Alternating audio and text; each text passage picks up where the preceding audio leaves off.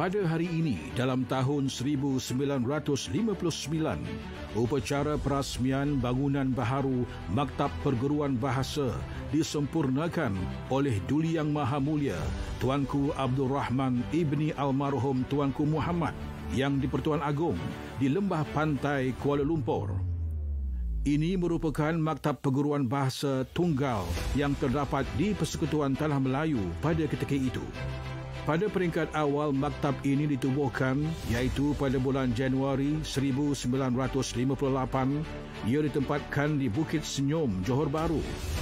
Maktab ini kemudian dipindahkan sejurus selepas bangunan baharunya siap dibina sepenuhnya pada bulan Februari 1959. Maktab ini berperanan melatih guru-guru di Persekutuan Tanah Melayu mengenai kaedah mengajar dengan menggunakan bahasa kebangsaan khasnya dan bahasa-bahasa lain amnya.